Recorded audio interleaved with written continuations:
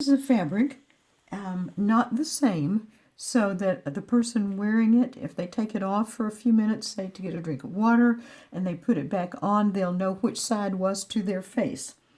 And 2 pieces of elastic, 7 inches long. So the 9x6 fabric and the 7-inch pieces of elastic. And the first thing you want to do is to pin the elastic at the 4 corners where it's going to make the ear loops. I'm pinning the elastic to the right side, the more prominent print side. The fabric will have this side, but the back side almost looks faded because it's not printed. So I'm pinning the elastic loops onto the 4 corners at a diagonal there, so that they'll become ear loops, and you can see that as the direction that they're facing right now.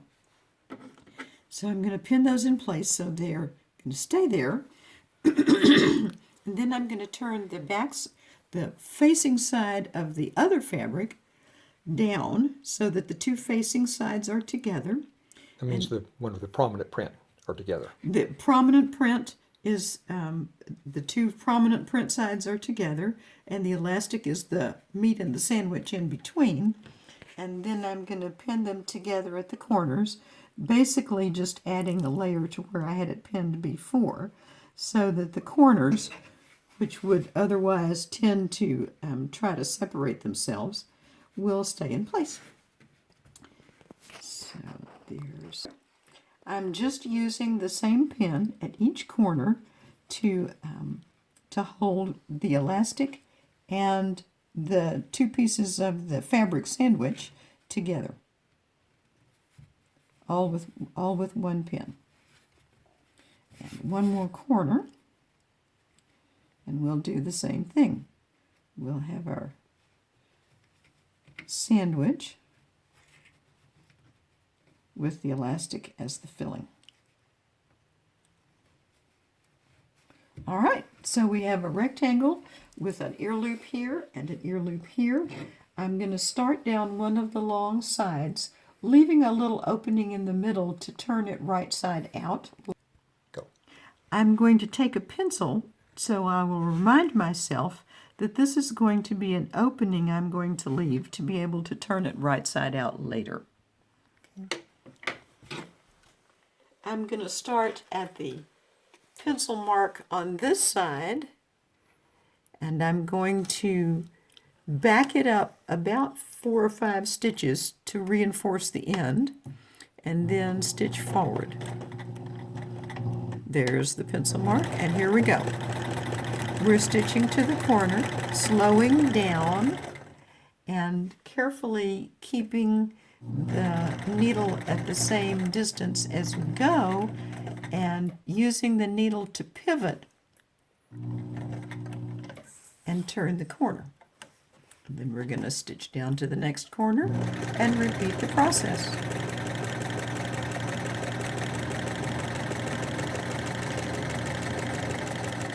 Okay, Pulling the... just a second. Okay. Yeah. I'm down to the next corner. I'm going to turn the fabric under the needle and head down the long side here.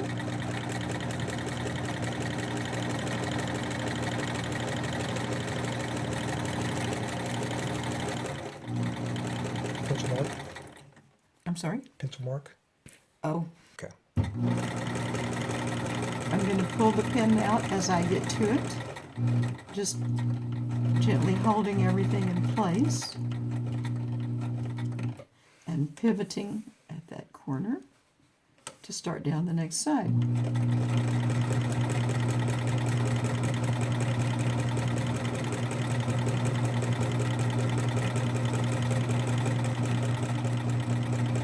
And I'm doing the same thing at the last corner.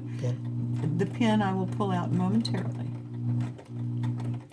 Okay.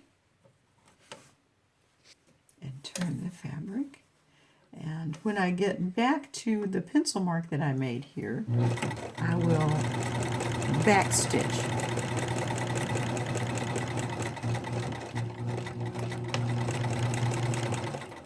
Now I have an opening to turn it right side out through. Trim the thread, and we will turn it right side out.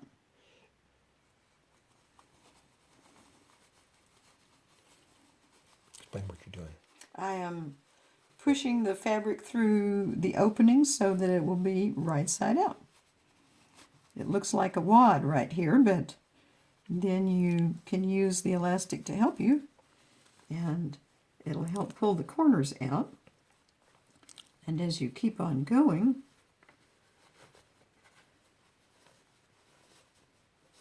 it'll pull the other two corners out, and voila! You have the beginnings of a mask. I'm going to just finger press right along the edges with my fingernail so that this fabric, and if you would prefer to iron it, you're welcome to, but so that the fabric won't have a lot of excess caught in it.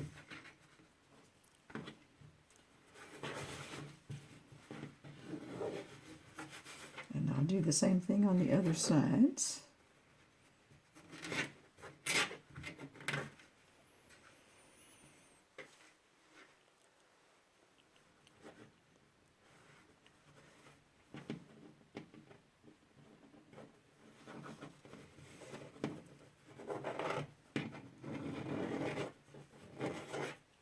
And lastly, this short side here. All right. So now we have the mask, and now we need to make pleats in the ends so that it'll fit the person's face better. So I'm going to start down here at the long closed side and make a pleat. Just press some under the top. I've got about 1/4 of an inch under that. So I'm going to put a pin through that on both ends. Maybe a half inch. 1/4 to a half inch. 1/4 to a half inch.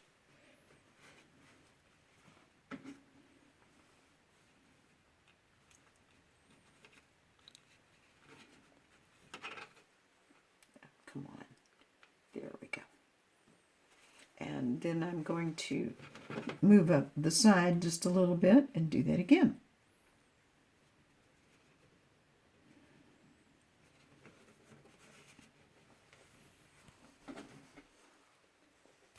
This is one of those moments when it would help to have another hand, but that's all right. We'll manage.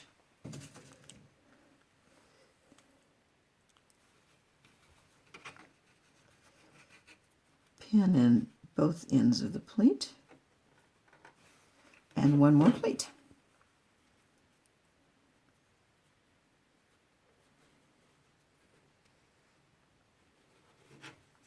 Let's see, there we go.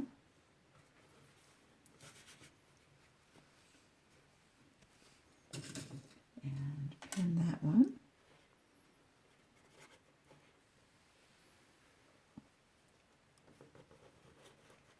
And then we will stitch all the way around, and because we no longer need the opening, we'll stitch it closed.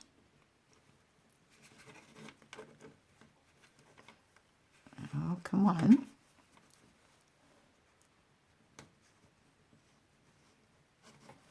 All right. There we have 4 pleats, and we're going to sew all the way around it twice, just to reinforce it.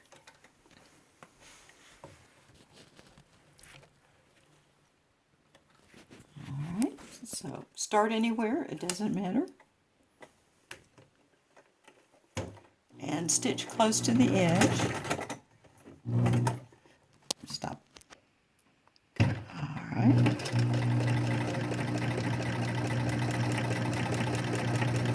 I'll trim that thread off when I get back around to it.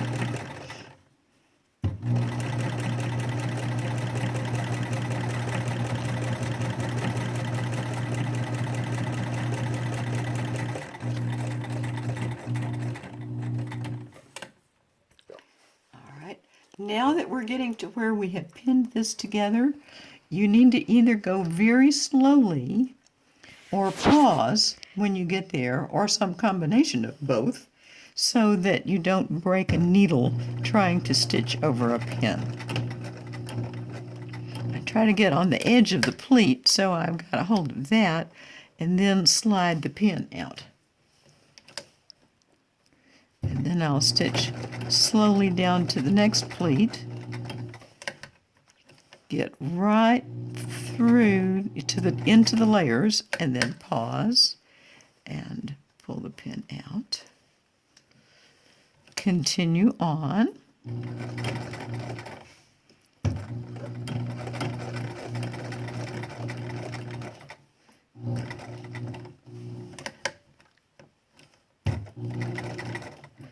Okay, come on.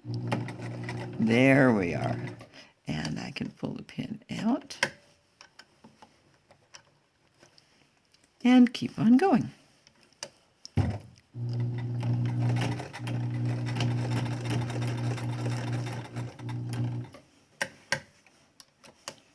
Turn the corner.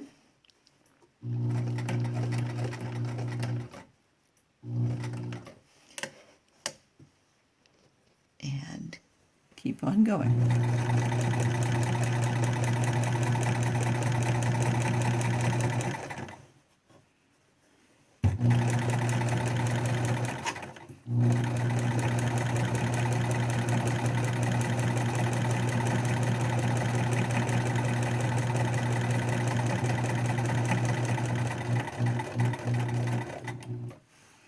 Get to the corner, pivot,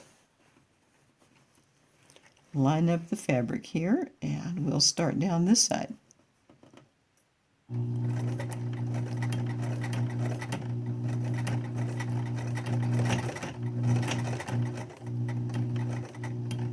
We've gotten up just to the edge of the pleat, and I'm going to stop and pull out that pin so that the head of it won't cause trouble.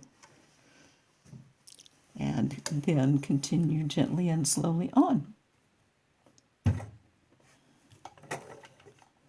And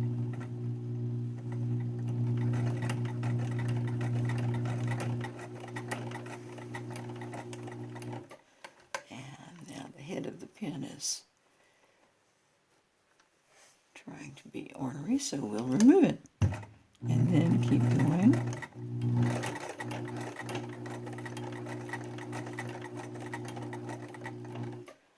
Pause. Pull out this pin. Start again.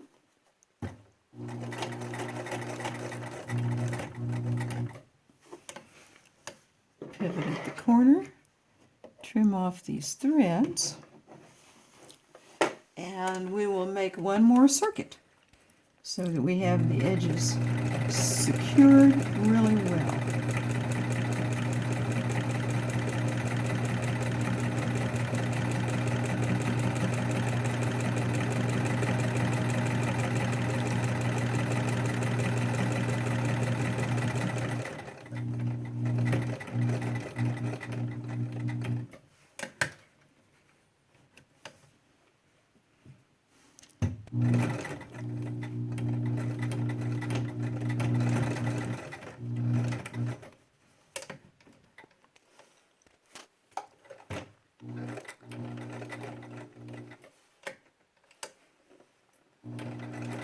Sometimes you may have to help it through some thick places where these pleats are, but you can do that by gently pulling from behind or just lifting the presser foot briefly.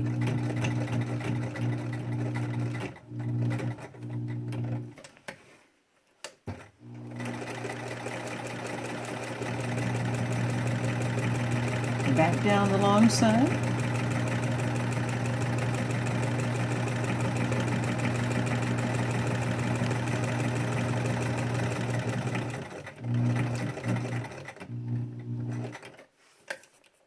Across the corner.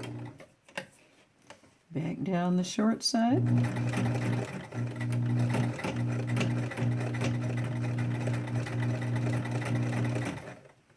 You may need to pull the fabric from behind to gently work it through when you're working on a bunch of layers.